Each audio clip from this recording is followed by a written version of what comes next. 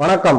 தமிழ்நாட்டையே உலுக்கிய கோயம்புத்தூர் சிறுமியின் பாலியல் வன்கொடுமை எவ்வளவு மோசமான சமூகம் போயிட்டு இருக்குன்னு பாத்தீங்கன்னா, இன்னைக்கு தமிழ்நாடு கெட்டு குட்டிச்சவரா போயிட்டு இருக்கு. 10 வயது சிறுமியை பார்த்து என்ன ஆசை வந்தது, அவனுடைய காம எப்படிப்பட்ட ஒரு காம கொடூரனா இருந்தா 10 வயது சிறுமி கிட்ட இந்த மாதிரி ஒரு தவறான செயலை அவன் செய்யறதுக்கு கொடூரமான காம கொடூரன்.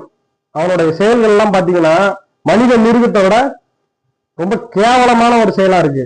இது ஒரு பக்கம் இருந்தாலும், இன்னைக்கு விர்ச்சுவல் வாரிஸ் அப்படின்னு சொல்லக்கூடிய இன்னைக்கு முதல்வராக இருக்கிறவங்களுடைய ஐடிவில இருந்து அதை எப்படி மனமாற்றம் செய்யறாங்கன்னா, அது முதலமைச்சர் விஜய் அவர்கள் மீது குற்றச்சாட்டு வைக்க கூடாது அப்படின்றதுக்காக அந்த பொண்ணுடைய அந்த பாதிக்கப்பட்ட சிறுமியினுடைய தாயார் அவங்க போதையில இருந்தாங்க, அவங்க கஞ்சா அடிச்சிருந்தாங்க, அவங்க பொண்ணை சரியா பாத்துக்கல, அவங்க பேர தப்பு, முதல் குற்றவாளியா கூட அந்த பொண்ணோட அந்த சிறுமியோடைய தாயே இருக்கட்டும், அதுக்கான நடவடிக்கை நீங்க எடுங்க. ஆனா இப்படி ஒரு கொடுமையான செயலை செஞ்சவன எந்த காரணத்துக்கும் கடுங்காவல் தண்டனை மிகவும் தமிழ்நாட்டிலே இது வரைக்கும் நடக்காத அளவுக்கு ஒரு சட்டத்தை கொண்டு வந்து அதுக்கான தண்டனையை வாங்கி கொடுக்க வேண்டியது உங்களுடைய ஆட்சியில அது பொறுப்பா இல்லையா? என்ன சொல்லி ஆட்சிக்கு வந்தீங்க? இப்படி ஒரு சம்பவமே நடக்காது அப்படின்ற ஒரு சூழ்நிலையை நாங்க உருவாக்குவோம், நாங்க வந்தோம்னா பெண்களுக்கு பாதுகாப்பு இருக்குன்னு சொன்னீங்க. அந்த பாதுகாப்பை உறுதிப்படுத்துங்க. அதை விட்டுட்டு இதுக்கு கம்பி கட்டுற கதைக்கு எல்லாத்துக்கும் நீங்க போய் முட்டு கொடுத்துட்டு இருக்கீங்க.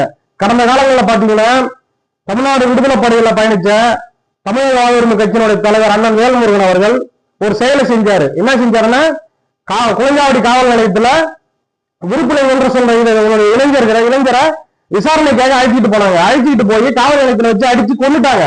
கொன்னவங்களை காவல் நிலையத்தை உள்ள பூந்து தாக்கி அந்த அந்த விருப்புல இருக்கிற உடலை எடுத்துட்டு வந்து இறந்தவருடைய உடலை எடுத்துட்டு வந்து பிரேத பரிசோதனை பண்ணி அதை எரிக்கணும்னு சொல்லி அப்ப காவல்துறையில இருந்தோம் ஆளும் தரப்புல இருந்தோம் பயங்கரமான ஒரு அழுத்தத்தை கொடுக்குறாங்க. ஆனா முடியவே முடியாது அப்படின்னு சொல்லிட்டு தன்னுடைய சொந்த வீட்டு வாசல்ல அந்த பிரேதத்தை அந்த விருப்புலகத்தினுடைய உடலை புதைச்சி வச்சு மீண்டும் பிரேத பரிசோதனை பண்ணி வழக்கு நடத்தி அதுக்கான தண்டனை பெற்று கொடுத்த ஒரு தலைவனெல்லாம் உங்களுக்கு எப்படி கண்ணுக்கு தெரிய போகுது?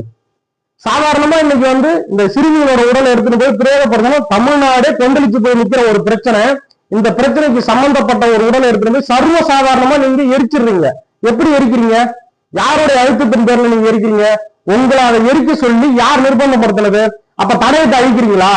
யாருமே தண்டனை கிடைக்கூடாது. அப்ப முக்கிய பிறகுதை விட இப்ப நீங்க கைது பண்ணி வச்சிருக்கிறவங்களை விட இன்னும் முக்கிய பிறகு எல்லாம் இதுல சம்பந்தப்பட்டிருக்காங்களா? அதுக்காக எதற்காக அந்த விஷயத்தை நீங்க மறைக்கிறீங்க? அதுக்கு